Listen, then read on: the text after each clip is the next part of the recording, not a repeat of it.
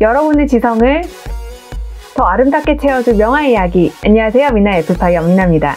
네, 우리 미나 애플파이가 벌써 구독자 수를 200명을 돌파했습니다. 와, 처음에 우리 언니랑 저 운동 가르쳐주시는 트레이너 쌤이랑 2명으로 시작했는데 벌써 100배가 넘었네요. 20만, 200만인 분들이랑 비하면 적다고 좀 걱정해주시는 분들도 많이 계시는데 저는 뭐 절대로 적다고 생각하지도 않고 걱정도 하지 않습니다. 왜냐면 제가 이렇게 10년 이상 미술 공부를 하다 보니까 정말 좋은 작품은 처음부터 그 진가를 알아보는 사람들이 많지가 않거든요. 고로 미나의 애플파이를 구독하고 계시는 여러분들께서는 굉장히 높은 안목을 가지고 계시다는 거. 네, 진심으로 감사드립니다. 와. 제가 이번 달에 공공펀드 운용회사의 초청을 받아서 미술품 투자, 미술 시장 관련된 강의를 하기로 했어요. 그래서 강의를 준비하면서 우리 미나의 애플파이 구독자분들이랑도 미술 시장 얘기를 좀 해보면 좋을 것 같아서 이번 주부터 3주 동안 미술시장 특집을 한번 진행해 보려고 합니다. 오늘은 그 첫 번째 순서로 바로 한국 미술시장에서 원톱이라고 할 수 있는 김한기 화백의 작품 세계를 소개해 드리려고 해요. 5월 26일이죠. 김한기 화백의 1971년작 붉은색 전면 점화로 된 무제라는 작품이 72억 원에 낙찰이 됐습니다. 전면 점화라는 건요, 김한기 화백이 1970년부터 작고한 해인 1974년까지 약 4, 5년간 그렸던 그 그림들을 지칭하는 말인데요. 이 시기에 그렸던 이 전면 점화라는 그림들을 보면 특징이 거대한 캔버스 위에 무수한 네모들이 빼곡하게 채우고 있어서 이 그림들을 다 지칭해서 전면 점화라고 부릅니다. 이 그림들이 지금 미술시장을 독점하고 있어요. 지난해죠. 2018년 5월에 김한기 화백의 전면 점화가 85억 3천만 원에 낙찰돼서 한국 미술품 최고가 낙찰액을 찍었거든요. 그런데 그때 그렸던 그림과 비슷한 그림이 이번 옥션에 나왔기 때문에 아마 막 100억 원까지 돌파를 하지 않을까 이렇게 막 한국 언론에서 굉장히 기대를 많이 했었는데 거기까지 미치지는 못했고 낙찰가가 70에서 시작을 해서 72억 원에 낙찰이 됐습니다. 그러면서 한국 미술품 최고가 2위에 랭크가 되게 됐죠. 1위도 김한기, 2위도 김한기, 3위도 김한기, 4위도 김한기, 5위도 김한기, 6위도 김한기. 한국 미술품 경매 최고가 낙찰액이 1위부터 10위까지 중에 무려 8점이 김한기 작가의 작품이고 전면 점화이니까 뭐 김한기 작가의 전면 점화는 정말 지금 미술 시장을 독점하고 있다고 해도 과언이 아니죠. 어차피 1위는 김한기. 여러분 궁금하지 않으세요? 왜 이 작품이 이렇게 선풍적인 인기를 끌고 있는지, 왜 이렇게 비싼지, 그리고 도대체 김한기 작가는 어떤 작가이고 도대체 무슨 생각으로 이런 그림을 그렸는지 궁금하시죠? 자, 한국 미술시장 원톱 김한기 작가의 모든 것을 미나의 애플파이에서 지금 바로 공개하겠습니다. 지금은 김한기 화백의 작품이 미술시장에서 왕성하게 거래가 되고 있지만 사실 생전에 김한기 작가의 작품은 그렇게 많이 팔리지 않았습니다. 그림이 팔리지 않는 거에 대해서 본인이 직접 언급한 내용이 있어요. 바로 이 책에 그 내용이 나와요. 김한기 화백의 일기와 뭐 드로잉과 수필 같은 거를 엮어서 만든 책이에요. 여기에 그림 안 파는 이야기라는 게 나옵니다. 작가가 직접 쓴 내용이에요. 제가 좀 읽어드릴게요. 나는 그림을 팔지 않기로 했다. 팔리지 않으니까 안 팔기로 했을지도 모르나 어쨌든 안 팔기로 작정했다. 두어 폭 팔아서 구라파 여행을 3년은 할 수 있다든지 한 폭 팔아서 그 흔해 빠진 고급차와 바꿀 수 있다든지 하면야 나도 먹고 사는 사람인지라 팔지 않을 수는 없을 것이다. 그러나 어디 내 그림에 미치지 않고서야 그럴 인사가 있기를 바라겠는가. 이런 내용이 적혀 있어요. 이게 1955년에 쓴 내용인데 이때 당시 김한기 화백의 나이가 우리 나이로 43이에요. 그래서 뒤에 왜 그림을 안 파는지 그 이유를 막 구구절절 적어 놓으셨는데 제 눈에는 이분이 그림이 안 팔리니까 자기가 정말 노력해서 그린 그림을 정말 정성을 다해서 그린 그림이 팔리지 않는다는 사실을 좀 인정하기 싫은 면도 없지 않아 있었던 것 같다는 생각이 들어요. 또 이렇게 선언하게 되는 데에는 또 좀 계기가 있었습니다. 우리가 잘 아는 황소 그림의 이중섭 화가가 김한기 화백의 친구였어요.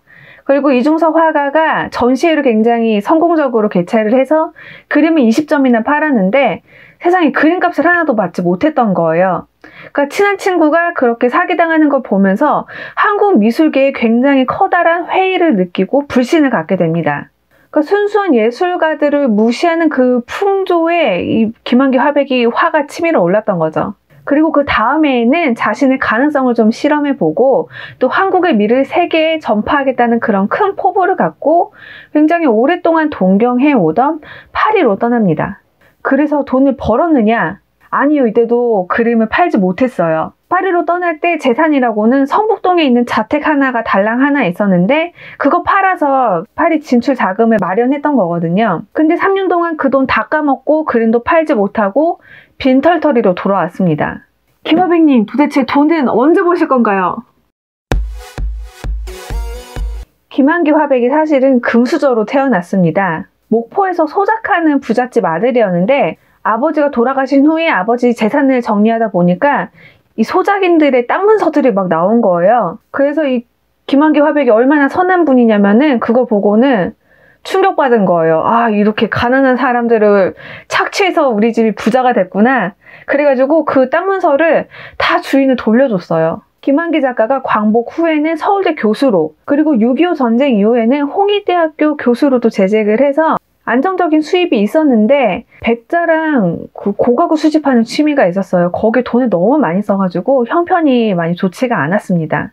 김한기 작가는 한국의 고유한 전통의 미를 너무너무 사랑했어요. 그 중에서도 백장아리, 우리가 달 항아리라고 부르는 거 있죠. 거기에 너무 심취해서 1950년대에 김화백의 주요 그 작품의 소재이기도 합니다. 그래서 파리 갔을 때도 달 항아리를 비롯해서 한국 고유의 정취를 느낄 수 있는 그런 그림들을 많이 제작했습니다. 최고의 갤러리랑도 계약을 했는데 이 프랑스 콜렉터들이 여기 전혀 관심을 갖지 않은 거예요. 그래서 3년 동안 버티다가 그 생활고를 견디지 못해서 결국에는 한국으로 귀국을 했죠. 그 돌아왔을 때 김한기 작가의 자녀분들은 정말 쓰러져가는 집에서 연탄 뗄 돈도 없어서 한겨울에 오돌오돌 떨면서 지내고 있었고요. 결코 이 김한기 작가도 돈에 자유로울 수가 없었습니다. 아무리 예술가의 자존심이 있어서 그림을 팔고 싶지 않다고 하더라도 무엇보다 고생하는 사랑하는 가족을 위해서라도 결국 작품이 팔려야 살 수 있다는 현실을 조금씩 깨닫기 시작했습니다. 김한기 화백이 파리에서의 3년 동안의 작업에 회의를 많이 느끼면서 그림의 스타일을 과감하게 바꾸기 시작합니다. 한국의 전통적인 아름다운 미를 알리는 건 좋은데 이 언어도 다르고 문화도 다르다 보니까 이거를 막 말로 다 설명을 구구절절 해줘야 되잖아요. 그러니까 이게 말로 다 또 표현을 할 수가 없는 것이고 그림이란 게 봤을 때 필이 딱 와야 되는데 그러니까 김한기 화백은 언어와 피부색이 달라도 굳이 구구절절 말로 설명해주지 않아도 누구나 이해할 수 있는, 소통할 수 있는 그런 그림을 그려야겠다고 이제 그림 스타일을 바꿔갔던 거죠. 그래서 그림을 더 단순하게 그리기 시작했고 미국에 정착한 1960년대 이후부터는 완전한 추상의 길로 접어들게 됩니다. 드디어 김화백의 갓띵작, 전면 점화가 나오기 위해서 꿈틀거리기 시작했던 거죠. 자, 어떻게든 이제 팔리는 그림을 그려야겠다고 결심한 김한기 화백이 52세가 되던 해에 또다시 해외 진출을 노립니다. 정말 이분은 미술계의 차범근 같은 분이세요. 자, 이번에 해외 진출을 노린 곳은 바로 현대미술의 중심지인 뉴욕이었습니다. 뉴욕에서 다시 도전을 시도한 김한기는 1964년도에 첫 개인전을 열었어요. 그래서 이번엔 반응이 좋았느냐? 세계적인 언론이죠. 무려 뉴욕 타임즈에서 김한기 화백의 개인전에 대한 리뷰를 남겼는데 그 내용이 어땠냐면은 갑갑한 느낌의 추상에 가까운 풍경들이 끈적끈적한 안료의 겹겹 반죽 속에 빠져 오도 가도 못하는 것만 같다. 이 한국 화가에게는 아시아적 영향의 흔적이 없다. 미국의 추상 표현주의의 영향을 강하게 받은 것으로 보인다. 그야말로 악평이죠, 악평. 이 기사 때문에 작품 구매도 불발이 됐다고 합니다. 얼마나 또 좌절하게 만드는 그런 사건이에요. 그런데 이 악평은 절대로 김한기 작가를 포기하게 만들지 못했습니다. 오히려 작품을 디벨롭 시키는 계기가 됐습니다. 김한기 화백은 새로운 목표인 추상성은 포기하지 않으면서 항상 작품의 기본 베이스였던 한국적인 아름다움을 그 안에 녹여낼 수 있을까를 연구하고 또 연구를 거듭했습니다. 그리고 한편 김한기 화백은 그 뉴욕타임즈에 그림이 좀 갑갑해 보인다는 그거를 인정했어요. 인정해서 그래서 그림을 어떻게 하면 좀 더 산뜻하게 보일 수 있을까 이거를 연구했습니다. 어쨌거나 유화물감을 쓰면 좀 이렇게 두껍잖아요. 그래서 그 질감을 좀 산뜻하게 바꾸기 위해서 일단 천을 바꿨어요. 린넨.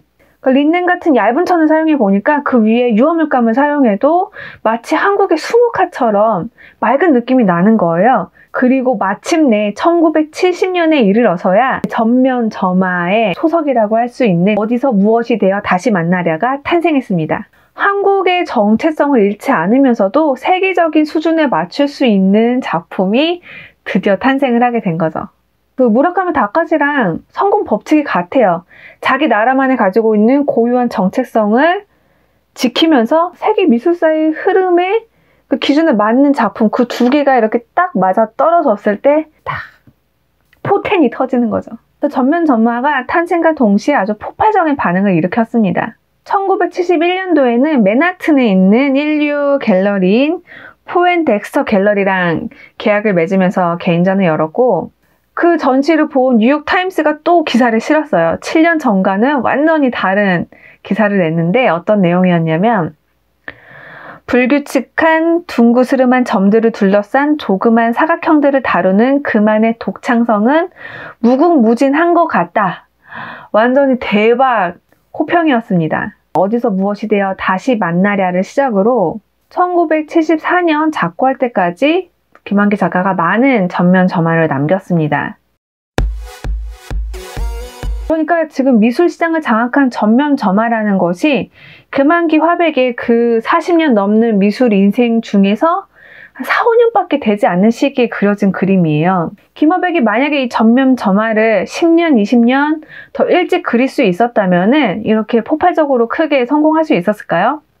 전면 점화는 어느 날 갑자기 하늘에서 뚝 떨어진 그런 막 기발하고 막 반짝반짝한 아이디어로 만들어진 작품이 아니라 그 4, 50년의 예술 인생에 거쳐서 서서히 완성이 된 것이죠. 앞서서 막 달 항아리에 취하던 시기, 파리에서 막 고군분투하고 막 실패하고 좌절하던 시기, 그 모든 시간들이 전면 점화에 도달하기 위해서 필수적으로 지나야만 했던 시간들과 과정이었던 것이고 만약에 그 과정이 없었다면 과연 전면 점화가 탄생을 할 수 있었을까? 저는 아니라고 봅니다. 그리고 그렇게 해서 탄생을 했다고 하더라도 지금 같은 그런 폭발적인 인기를 누릴 만한 가치가 있었을까? 저는 아니라고 생각해요. 그 4, 50년간의 인고의 시간이 있었기 때문에 거쳐왔던 시간들이 다 겹겹이 쌓여서 그 전면 점화로 완성이 된 거라고 저는 강하게 믿습니다.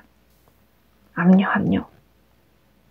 그러니까 이 작품 안에는 김한기 작가의 그 도전 정신, 포기하지 않는 그 끈기, 열정, 그 무엇보다도 좋은 작품을 만들고야 말겠다는 그 스스로에 대한 믿음을 잃지 않았던 그 모든 것들이 전면 점화에 담겨 있기 때문에 이분은 미술 시장에서 원톱을 할 자격이 너무나도 충분하신 분이고 이러니 제가 김한기 작가의 작품을 사랑하고 존경하지 않을 수 있겠습니까, 여러분?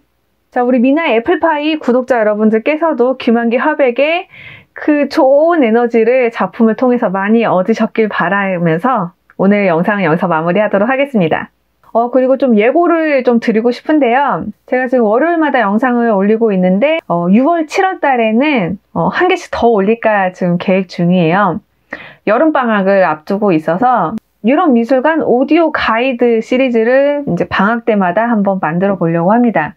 그래서 이번에 1탄으로 6, 7월 달에 런던 내셔널 갤러리, 제가 제일 좋아하는 미술관이죠. 네, 런던 내셔널 갤러리의 띵작들을 소개드리는 오디오 가이드 를 좀 만들어 보려고 해요. 목요일 저녁에 업데이트를 할 예정이니까 또 많이 기대해 주시고 또 뭐 런던 여행 가는 분 계시면 또 좀 소개해 주세요. 분명히 아니 어디서 그렇게 좋은 걸 소개해 줬냐고 분명히 칭찬받으실 거예요.